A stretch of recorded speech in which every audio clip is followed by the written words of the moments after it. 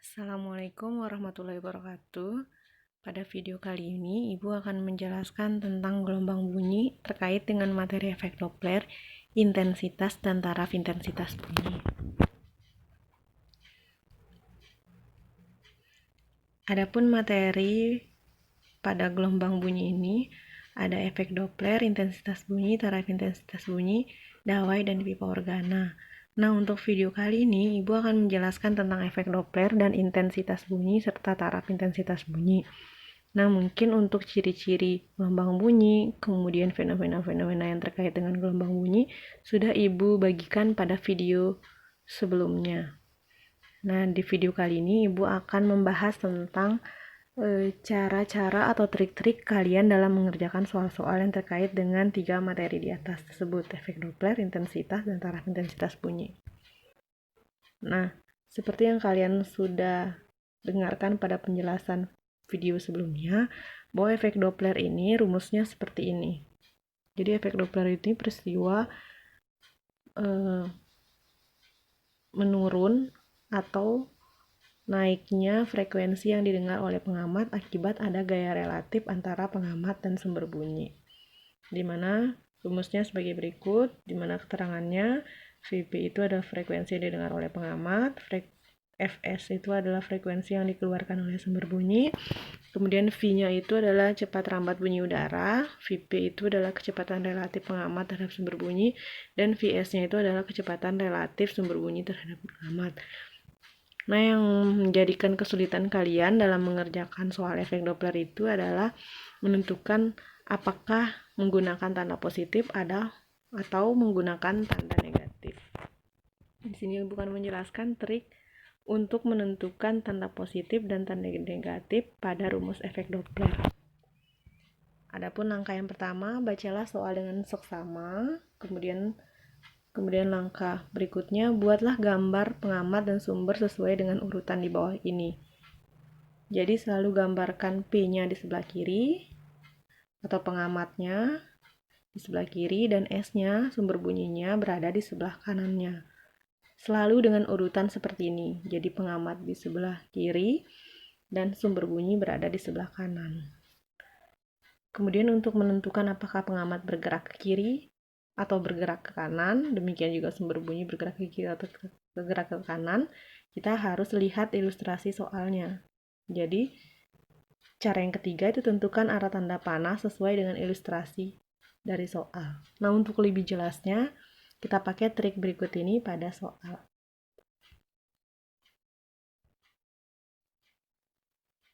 Trik menyelesaikan soal efek Doppler. Contoh soalnya, sebuah sumber bunyi dengan frekuensi 975 Hz bergerak dengan kecepatan 35 meter per sekon mendekati pengamat yang sedang bergerak menjauhi sumber bunyi dengan kecepatan 15 meter per sekon. Jika cepat rambat bunyi di udara 340 meter per sekon, tentukan frekuensi bunyi yang didengar oleh pengamat tersebut. Nah, di dalam soal ini, kedua-duanya bergerak. Pengamat maupun sumber bunyi, kedua-duanya bergerak. Nah, bagaimana cara kita menggunakan trik yang tadi Ibu jelaskan? Jadi selalu gambarkan P sebelah kiri, kemudian S sebelah kanan. Kita lihat di soal bahwa yang disebutkan pertama kali itu adalah sumber bunyi mendekati pengamat. Jadi kalau sumber bunyi mendekati pengamat, otomatis S-nya harus bergerak ke arah kiri. Tidak mungkin bergerak ke arah kanan. Kalau dia bergerak ke arah kanan, artinya sumber bunyi menjauhi pengamat dong.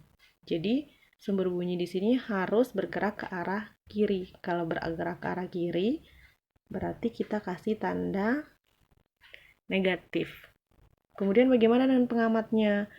Mendekati pengamat yang sedang bergerak menjauhi sumber bunyi.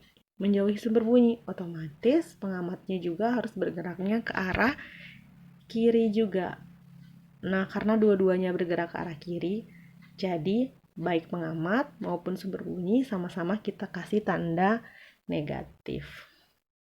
Sekarang, apa yang diketahui di soal? Jadi frekuensi sumbernya 975 Hz, cepat rambat di udara 340 meter per sekon, kemudian kecepatan pengamatnya 15 meter per sekon, dan kecepatan sumber bunyinya 35 meter per sekon. Jadi yang ditanya itu adalah VP. Di situ ketik Fs ya, jadi yang ditanya itu adalah FP, frekuensi yang didengar oleh pengamat. Nah, kalau kita sudah tahu bahwa negatif-negatif, akan gampang kita mengerjakannya. Jadi, FP sama dengan V min VP per V min VS dikali Fs. Masukkan angkanya, 340 dikurang 35, 340 dikurang 15 dikali 975. Jadi dapatnya 305 per 325 dikali 975. Kita peroleh frekuensi yang didengar oleh pengamat 915 Hz. Jadi di sini pengamat atau pendengar itu mendengar sumber bunyi itu mengalami penurunan frekuensi. Yang awalnya 975 didengar oleh pengamat itu 915 Hz. Oke, kamu bisa coba trik ini untuk semua soal efek Doppler. Yang jadi perhatian, selalu gambarkan P di sebelah kiri, kemudian P di sebelah kanan, S-nya di sebelah kanan, kemudian ilustrasikan soalnya. Apakah pengamat mendekati sumber bunyi, menjauhi sumber bunyi, demikian juga dengan sumber bunyi. Apakah sumber bunyi mendekati pengamat atau menjauhi pengamat, seperti yang Ibu jelaskan. Nah, di sini ada 3 soal di mana kamu bisa menerapkan trik-trik yang sudah Ibu bagikan di atas untuk mengerjakan ketiga soal ini. Jawaban dari 3 soal ini kamu kirim ke Ibu via WA atau via email.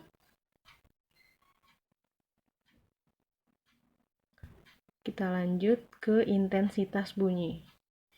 Jadi intensitas bunyi ini adalah ukuran kenyaringan bunyi.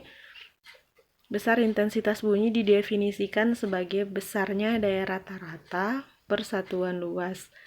Karena gelombang bunyi merambat tegak lurus ke segala arah, sehingga membentuk permukaan bola. Oleh karena itu, perumusan intensitas bunyi adalah sebagai berikut. Jadi intensitas bunyi itu sama dengan P per A, I sama dengan P per 4 pi R kuadrat. Taraf intensitas bunyi ada 3 yang dijelaskan di sini. Taraf intensitas bunyi itu adalah logaritma perbandingan antara intensitas bunyi dan intensitas ambang bunyi. Jadi intensitas ambang bunyi ini adalah intensitas minimal yang bisa didengarkan oleh telinga kita tanpa merasa sakit. Jadi perumusannya TI itu sama dengan 10 log I per I0. Taraf intensitas bunyi dari beberapa sumber bunyi identik yang dibunyikan bersama-sama. TIN besarnya dirumuskan TIN sama dengan TI plus 10 log N. Contohnya misalnya mesin pabrik. Biasanya di pabrik itu menggunakan beberapa buah mesin yang identik. Nah, kalau dibunyikan bersama-sama, kira-kira taraf intensitas yang didengar oleh pengamat itu dirumuskan seperti itu. TIN sama dengan TI plus 10 log N, di mana N-nya itu adalah banyak sumber bunyi. Kemudian yang ketiga, taraf intensitas bunyi yang didengar dari dua tempat yang jaraknya berbeda dari sumber bunyi. Jadi dirumuskan TI2, taraf intensitas pada jarak yang kedua, sama dengan TI1, taraf intensitas pada jarak pertama, plus 10 log R1 per R2 dipangkatkan 2. Jadi R1-nya itu jarak pertama, dan R2-nya itu adalah jarak yang kedua. Kita lihat contoh soalnya. Sebuah sumber bunyi mengirimkan bunyi dengan daya pi kali 10 pangkat min 4 watt. Tentukan A. Intensitas bunyi yang diterima pendengar pada jarak 5 meter dan taraf intensitasnya. Yang B. Jarak pendengar dari sumber bunyi jika taraf intensitas yang diterima pendengar adalah 40 desibel. Yang diketahui dari soal itu P-nya, dayanya, sama dengan pi kali 10 pangkat min 6. Min 4 ya harusnya anak-anak ya. Ditanya I densitas dan TI jika jaraknya R-nya sama dengan 5 meter. Kemudian yang ditanya di B-nya, jarak R2 jika TI-nya sama dengan 40 desibel.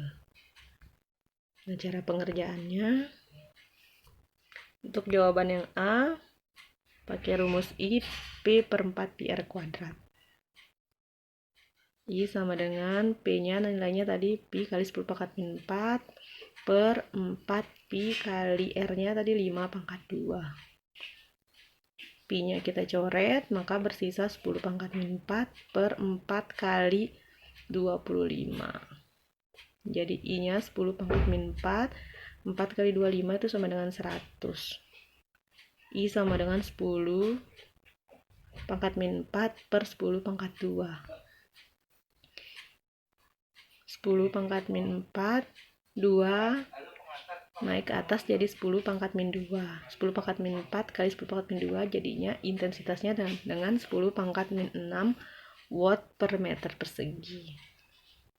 Jadi intensitas yang didengar pada jarak 5 meter itu sama dengan 10 pangkat min 6 watt per meter persegi ya. Nah, untuk taraf intensitasnya kita gunakan rumus TI sama dengan 10 log I per I0. Masukkan nilainya 10 log 10 pangkat min 6 per 10 pangkat min 12. 10 log TI sama dengan 10 log 10 pangkat min 6 min 12 naik ke atas sama dengan min 12, jadinya plus 12. Artinya TI sama dengan 10 log 10 pangkat 6. Jadi TI-nya sama dengan 10 log 10 pangkat 6 itu sama dengan 6. Jadi TI sama dengan 10 kali 6 sama dengan 60 desibel. Nah, jadi untuk menjawab soal yang terkait dengan taraf intensitas bunyi dan intensitas bunyi, kalian lihat-lihat kembali materi tentang logaritma di kelas 10 kalian ya. Kemudian jawaban yang B. Kita menggunakan rumus taraf intensitas pada jarak yang kedua. Jadi TI2 sama dengan TI1 plus 10 log R1 per R2 pangkat 2. Jadi 40, TI2-nya, TI1-nya 60, plus 10 log R1-nya 5 per R2 pangkat 2. Dan masukkan, pindah ruas 60-nya, jadi 40 minus 60 sama dengan 10 log 5 per R pangkat 2. 40 minus 60...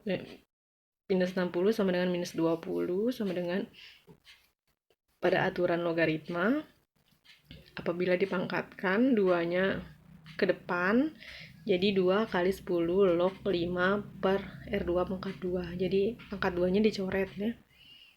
Dan jadinya minus 20 pindah ruas per 20 sama dengan log 5 per R2. Min 20 bagi 20 jadinya min 1 sama dengan log 5 per R2. Jadi supaya ruas kiri dan ruas kanannya sama, jadi minus 1 itu kita jadikan log 10 pangkat min 1 sama dengan log 5 per R2. Karena sudah sama-sama log, jadi lognya bisa kita coret. Maka jadinya 10 pangkat min 1 sama dengan 5 per R2. 10 pangkat min 1 itu artinya 1 per 10 pangkat 1 sama dengan 5 per R2. Kita kali silang, R2 kali 1 sama dengan 5 kali 10. Berarti R2-nya didapat 50 meter. Jadi untuk mendengar intensitas bunyi sebesar 40 dB, jarak R2-nya itu harus 50 meter dari sumber bunyi. Nah, mudah-mudahan dari penjelasan yang dari penjelasan Ibu tadi, kamu bisa mengerjakan soal efek Doppler dan taraf intensitas bunyi.